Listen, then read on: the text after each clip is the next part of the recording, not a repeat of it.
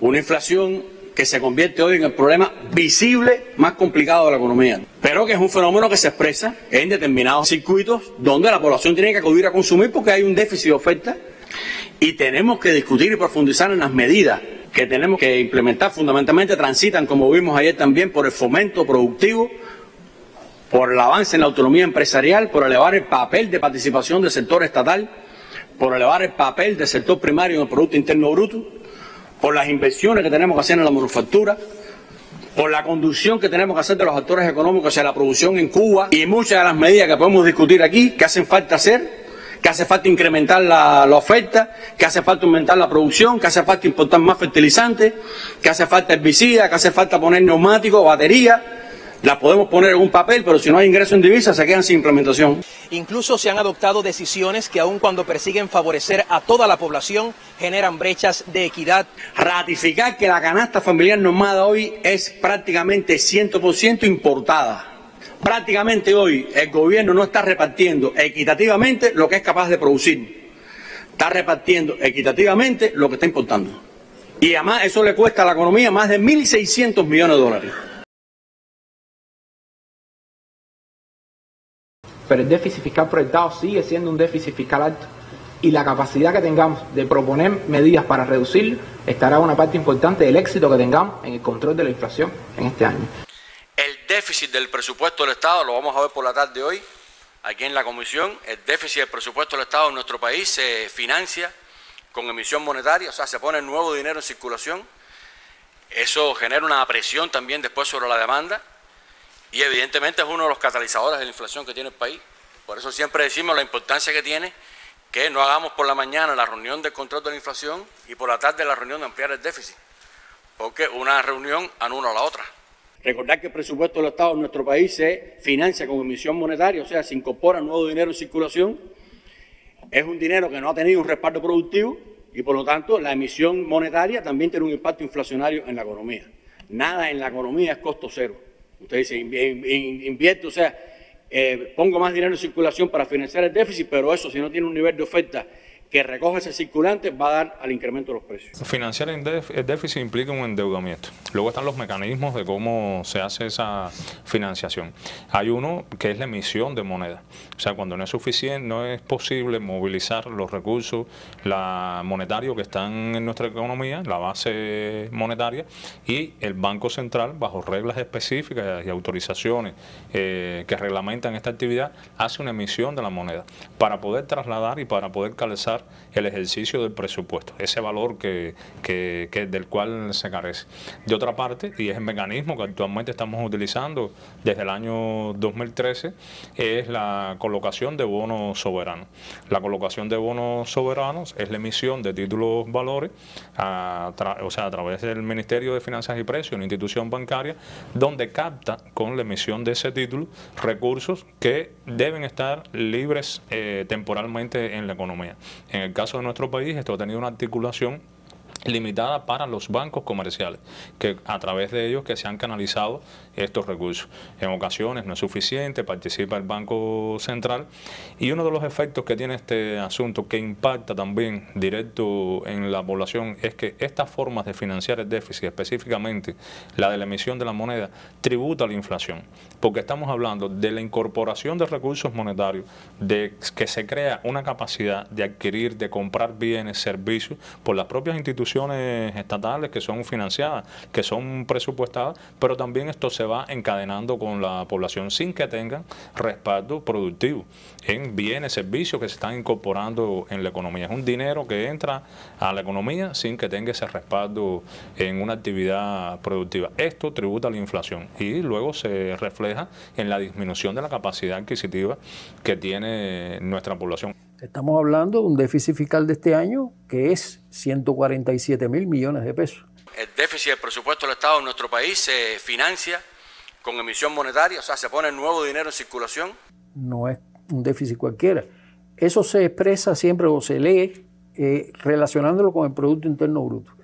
Y este déficit de este año es aproximadamente el 18% del Producto Interno Bruto, es decir, una proporción muy elevada. Nosotros estábamos en el orden de 4, el 6, llegamos a estar años en el periodo especial que bajamos hasta 3, 4, nos mantuvimos así hasta el 2009 aproximadamente, pero por determinadas razones eso empezó a fallarnos, no teníamos los ingresos suficientes, la economía no estaba creciendo la fórmula que estaba planteada o planificada, y eso fue generando entonces desequilibrios a lo largo de todo este tiempo. Uno de los elementos básicos para que exista una fuerte presión inflacionaria es un déficit fiscal elevado. Por lo tanto, las políticas económicas en la actual circunstancia de Cuba deben dirigirse, entre otros caminos necesarios, a tratar de reducir ese déficit fiscal porque no podemos sostenerlo a lo largo del tiempo. Ya el año pasado fueron 98.000 millones de pesos, este año estamos hablando de 147.000 millones, y cuando se aprobó ese déficit en el presupuesto, se aprobó con el apellido de tratar de buscar una reducción de esa cifra, no de incrementar, sino de reducir esa cifra, porque en la medida que reduzcamos el déficit fiscal, estamos haciendo una medida antiinflacionaria, que tiene que ver con que no suban los precios a la velocidad que están subiendo en este momento. Es fundamental trabajar intensamente para bajar el déficit presupuestario, porque el déficit presupuestario es el alimento más directo que tenemos hoy en la inflación del país. Y hay que trabajar en ese sentido, no solamente para proponer medidas que pasan por las tasas de interés, medidas que pasan por los impuestos, medidas que pasan por los precios, sino también medidas que permitan cierta compensación a corto, mediano plazo para la población vulnerable. Al cierre del primer trimestre se mantiene el panorama desfavorable para la economía nacional, aseveró el titular del sector, Joaquín Alonso Vázquez. Ello se refleja en el comportamiento negativo de indicadores como el decrecimiento de los ingresos por concepto de exportaciones, la disminución de las importaciones y el incumplimiento en diferentes actividades económicas como las principales producciones agropecuarias, de azúcar y otros derivados y la generación de electricidad.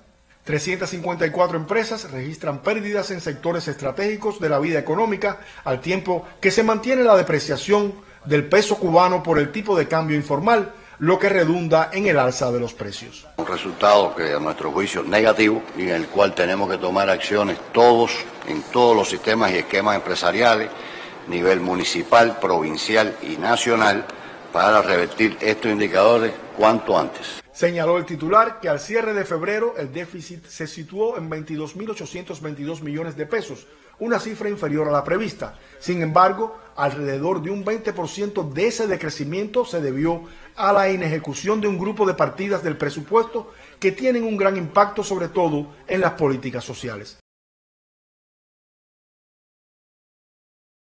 En el encuentro del máximo órgano de gobierno correspondiente al mes de marzo, el ministro de Economía y Planificación, Joaquín Alonso, actualizó sobre el comportamiento económico del país al cierre de febrero. Se trata, dijo, de un escenario marcado por el déficit de combustible, la baja producción nacional, los incumplimientos en los ingresos en divisas, la exportación de bienes y servicios, así como la importación. Joaquín Alonso se refirió además al sobrecumplimiento en la circulación minorista, pero sobre la base de incrementos de precios, no de las ofertas. También se manifiestan bajos rendimientos en la industria azucarera, que impactan de forma negativa en la canasta familiar normada.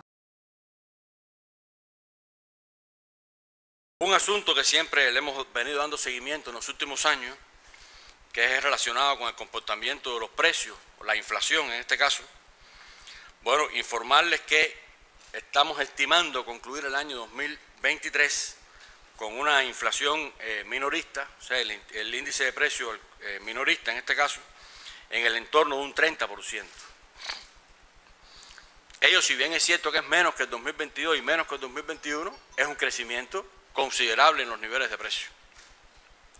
Recordar que el índice de precio no mide todos los precios de la economía, mide una canasta, una cesta de bienes y servicios importante para el consumo, y tenemos que decir que es un 30%, pero es un 30% sobre un 39% en el año 2022, sobre un 77% en el año 2021, o sea, se va acumulando un crecimiento de los precios que evidentemente afecta a la capacidad de compra de los salarios y las pensiones, los ingresos provenientes del trabajo. En el segmento del estatal, la inflación estimada en el año está en el 6.25%, en el no estatal en el 62%, o sea, no se expresa por igual en todos los segmentos la inflación. Y en el segmento agropecuario, donde básicamente la población acude a adquirir alimentos, es de un 72%. Ello tiene que ver con los déficits productivos, tiene que ver con el incremento de la fuerza de trabajo, de los costos. Este alto nivel de inflación se basa, como ya explicábamos, bueno, en varios factores. Solo vamos a mencionar aquí algunos sobre los cuales hay que trabajar. Primero es el déficit de fuerza de trabajo en el sector agrícola. Su alto costo, creo que ustedes saben que por meses ha venido subiendo lo que hay que pagar en la actividad agropecuaria para contratar y pagar la fuerza de trabajo. Y bajo rendimiento. O sea, cuando usted une esos dos factores, o sea, incremento del costo de la fuerza de trabajo, hay que pagar más por el trabajo agrícola, y los bajos rendimientos, que están asociados también a temas de combustible, a temas de insumos y otros factores de carácter organizativo y factores subjetivos, eso evidentemente va directamente a los precios. O sea, se expresa después en el crecimiento de los precios, porque es menos oferta y más caro el producto.